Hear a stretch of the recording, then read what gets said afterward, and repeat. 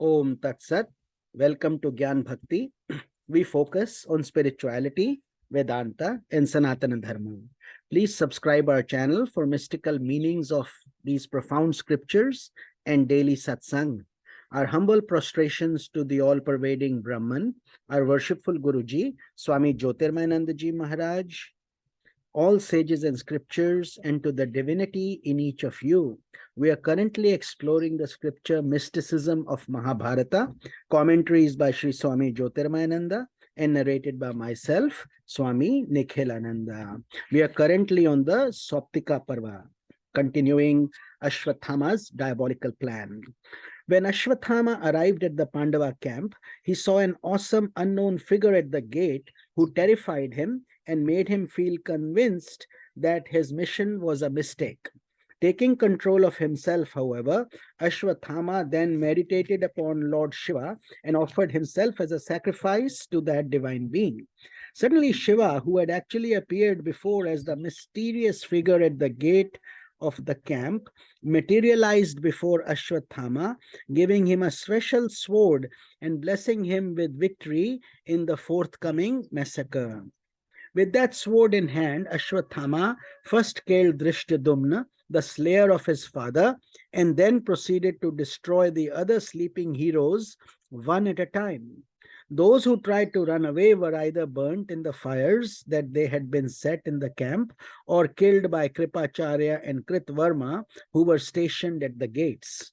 In that massacre, the 5 sons of Draupadi, as well as all the other men who had survived the war, were killed. Yudhishthir, Arjun, Bhim, Nakul, and Sahadev, the 5 Pandavas, were unharmed because they had slept elsewhere at Krishna's request. Also among the survivors were the chariot driver of Drishtadumna, as well as Draupadi and other Pandava women who had been absent from the camp.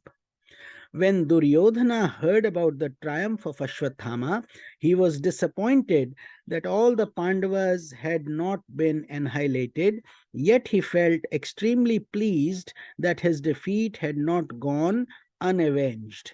Expressing his gratitude to the 3 Kaurava heroes who had carried out the massacre, Duryodhana breathed his last breath on the blood-stained battle of Kurukshetra. At that time, Sanjay, who had been narrating the events of the war to Dhritarashtra back in the palace at Hastinapur, told the blind king that he had lost the intuitive vision that had been granted to him by Vyasa, and he could no longer see things from a distance. Thus, the narration of the war ended as the life left the wasted body of Duryodhana, whose uncontrollable selfishness and greed had cost the lives of so many thousands of warriors on both sides. The story of the slaughter of the Pandavas gives an aspirant further insight into the transformation that occurs in the unconscious mind of an enlightened sage. In the battle of life, which the Mahabharata war symbolizes, the forces of light, Pandavas, struggle against the forces of darkness, the Kauravas, and eventually destroy them as well as their leader. Duryodhana, the very personification of the Rajasic Tamasic ego. As this battle rages within the unconscious mind of every individual, the positive or divine impressions or Shubhavasanas are busy destroying the negative or demoniac impressions or Ashubhavasanas. However, after the battle is won and the ego itself has been transcended, the role of these positive impressions is over, and even they must be transcended.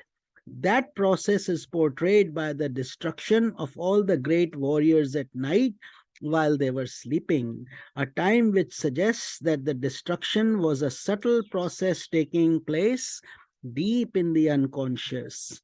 In this transformation that takes place in the unconscious after enlightenment is attained, the entire storehouse of karmas, known as the Sanchita karma, is destroyed. Only the prarabdha karma that sustains the present embodiment remains until its function is over. The 5 Pandavas who survived that night massacre symbolized prarabdha karma in an enlightened sage. So, what seems as gory, cruel, and even unjust is really a journey that we are on, and we have to understand that it's all eventually sublimating the positive as well as the negative to reach the highest pinnacle of Brahman. There is no good or bad. There is just that neutrality, that pure nectar, that divine energy. And that is the subtle meaning that Swamiji has so lovingly explained to all of us. This is Swami Nikhilanand. We will continue the journey in tomorrow's satsang. We will study Revenging upon Ashwatthama. Hari Om Tat Sat.